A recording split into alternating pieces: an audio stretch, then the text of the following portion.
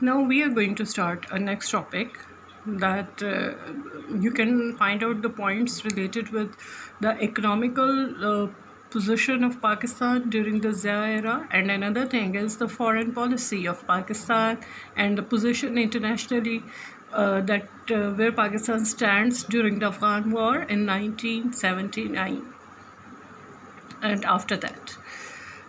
During in 1979, Russia entered its forces in Afghanistan, and many of the Afghans refugees come to Pakistan. And during that, what was the role of Pakistan? We are going to discuss today. And internationally, what was the position of Pakistan?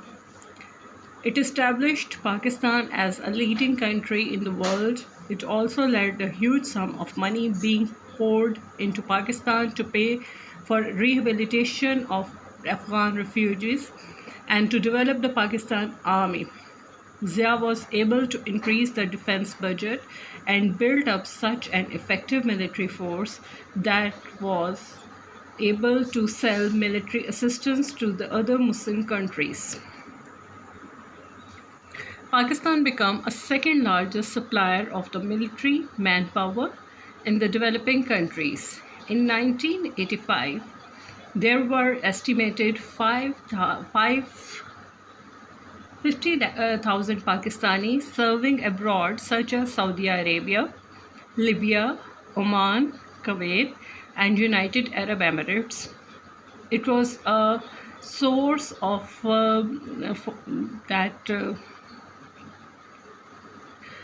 foreign currency.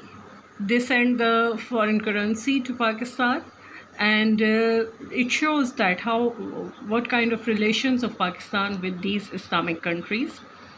Karachi itself became a best naval in the Pakistan in the region. The influx of funds in 1980s also allowed Zia to undertake a degree of economic reforms. The funds from Western allies were matched by even larger amount being remitted to Pakistan by workers overseas. His government denationalized many of the companies. Some were returned to former owners, others were sold to new investors. Laws were passed that stated that industries could not be nationalized in future except in exceptional circumstances, with fair compensation paid to the owners. Previously, we observed that during the Zulfikar Ali Bhutto's period, the industry was nationalized without paying a single penny to the owner. So this law was passed by Ziaul Haq to give a security to the investors, to the people, those who are investing in our countries. Pakistan annual growth increased in the GNP was 6.2%, the highest in the world. Not only in the region, it was highest in the world. What was the law? What was the you must say the administrative point of view? If we are saying that, what kind of administrative he was, what kind of administrative measure he took during that, the laws and the government. Zia passed several laws that restricted the power of courts. The Constitution Act Amendment of 1979 established military courts to try offend according to the martial law. In March 1980, the Provincial Constitution Order took away the right of courts to challenge any political executive decision. Provincial Constitutional Order. You always, many times you heard the word PCO, and that PCO is the abbreviation of Provincial Constitutional Order. In this order bound the judges that they don't have any right to raise their voice against any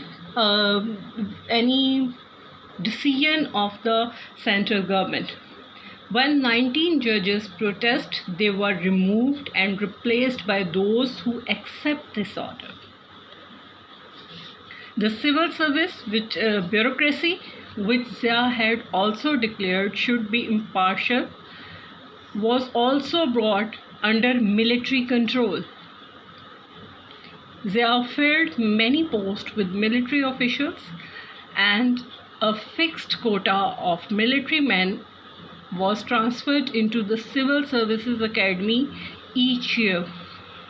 The military nature of his government was further emphasized by the fact that by 1982, 40% of Pakistani ambassadors brought abroad were military men.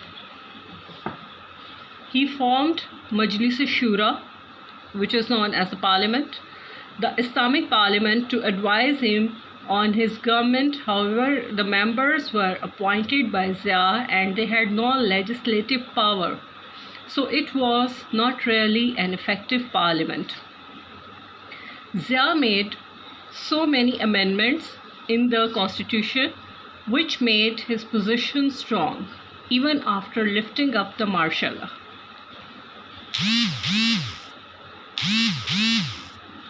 And we all know about the 8th Amendment of the Ziaul Haq, which was very famous at that time.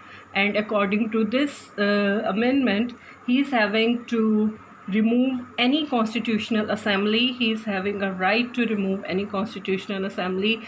And that was a constitutional amendment done by the Ziaul Haq.